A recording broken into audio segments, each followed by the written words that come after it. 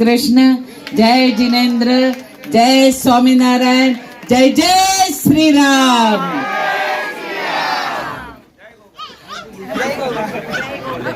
Bharatiya Janata party Shiv Sena RPI યુતિ મુંબઈમાં થઈ છે અને દહીસરમાં ભાજપનો ઉમેદવાર એ શિવસેનાનો ઉમેદવાર છે ને શિવસેનાનો ઉમેદવાર આ ભાજપનો ઉમેદવાર છે. એ વાતાવરણ આજે દહીસર વિધાનસભામાં છે અને આ દહીસર વિધાનસભામાં 2 ધનુષ્યબાણ 4 કમળ ખીલવાના છે. 2 ધનુષ્યબાણ 4 કમળ. અને ધનુષ્ય અને કમળ આ શાનું પ્રતીક છે? શ્રીરામનું શું છે?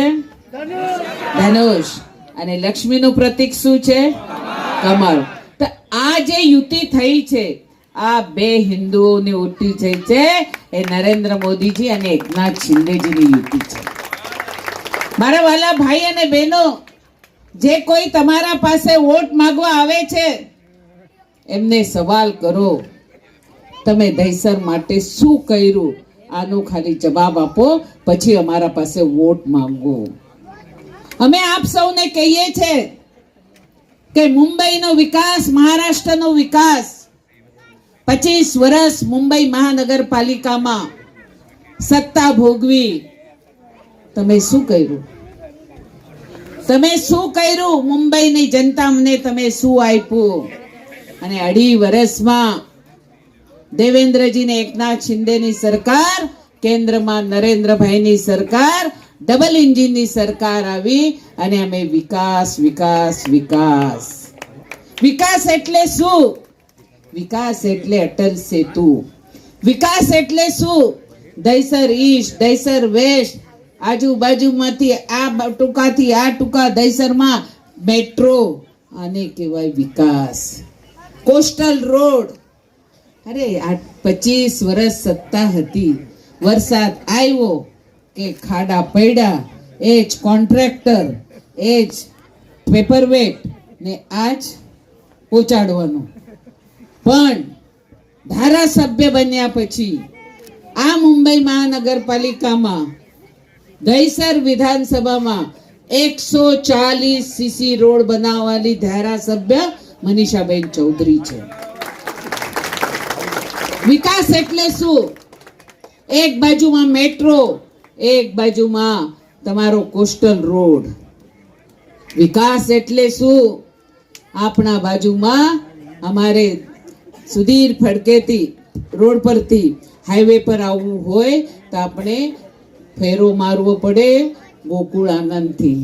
હવે ડાયરેક્ટ સુધીર ફડકે બ્રિજ પરથી બેઠા ચલાવી ગાડી, ડાયરેક્ટ કોસ્ટલ રોડ, તમને દેવીદાસ રોડથી ડાયરેક્ટ તમે મુંબઈમાં 50 મિનિટમાં નરીમન પોઈન્ટ પહોંચશો. 50 મિનિટમાં નરીમન પોઈન્ટ પહોંચશો. અહીંયાથી ઠાણા જવું હોય, નેશનલ પાર્કમાંથી અંડરગ્રાઉન્ડ ટનેલ ને 16 મિનિટમાં તમે પહોંચી જવાના ઠાણા. આને કહેવાય વિકાસ.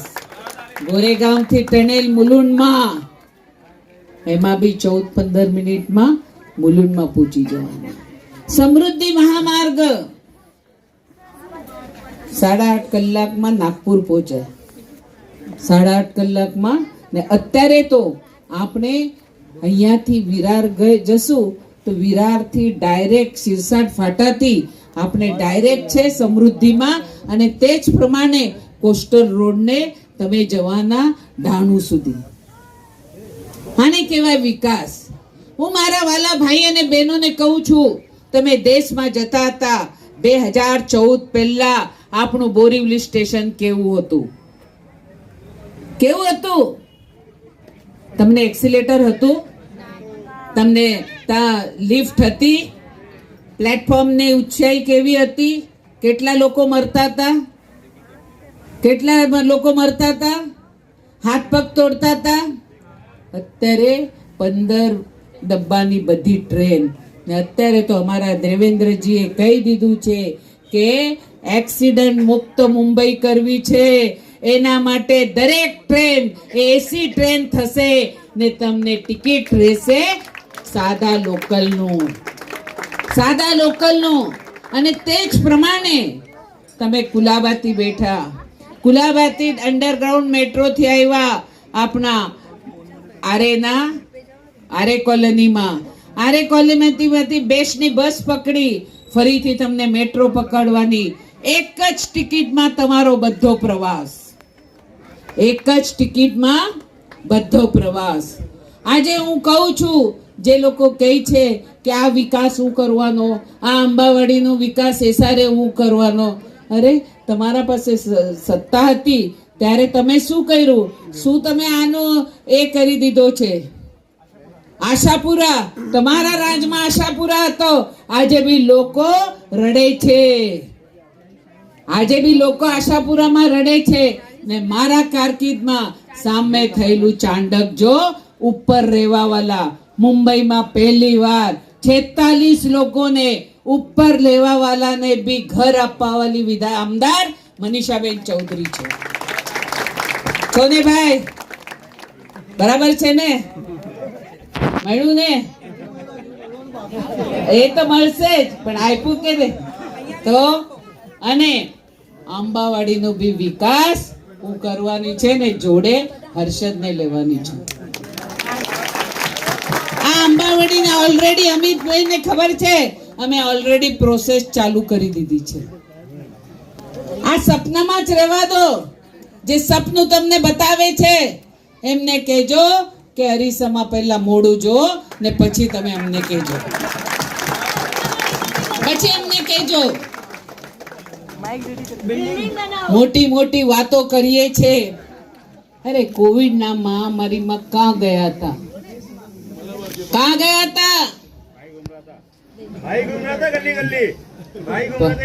પણ हमारा महायुतिना दरेक कार्यकर्ता, अगर मोदी साहेब ना होत तो तमे ने हमें जिंदा रहते?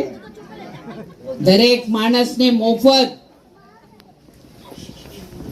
दरेक मानस ने मोफत वैक्सीन आपवा वाला, स्वदेशी वैक्सीन बनाने वाला,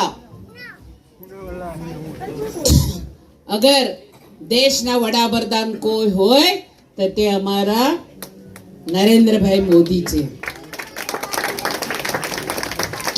આટલું જ નહીં તો આપ સૌને ગુજરાત માલાને ગુજરાત જવું હોય તો ટ્રેનની સુવિધા આપવા વાલા બી નરેન્દ્રભાઈ મોદી હતા.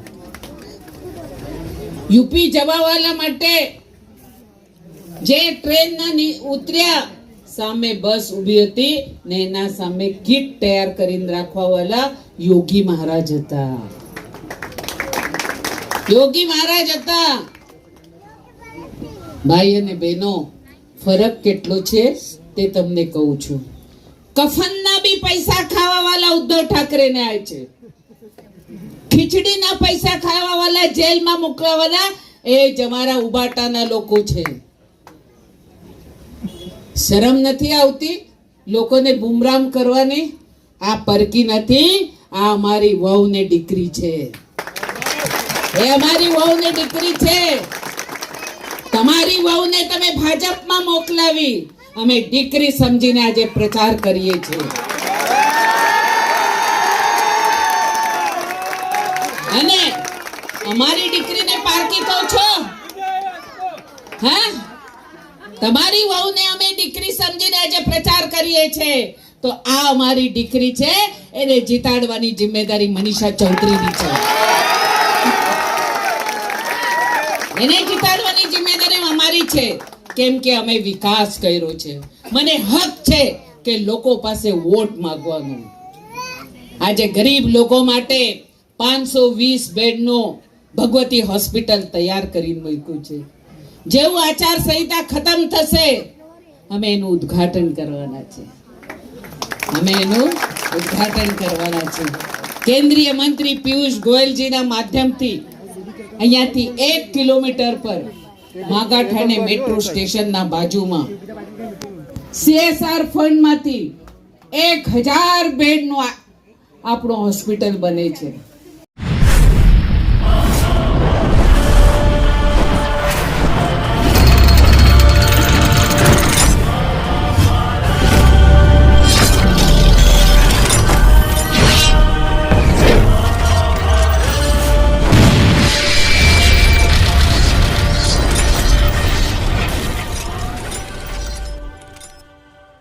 अगर आप ये वीडियो YouTube पर देख रहे हैं तो हमारे चैनल को सब्सक्राइब करें और बेल आइकन को दबाना ना भूलें। अगर आप Facebook पर ये वीडियो देख रहे हैं तो हमारे पेज को लाइक करें।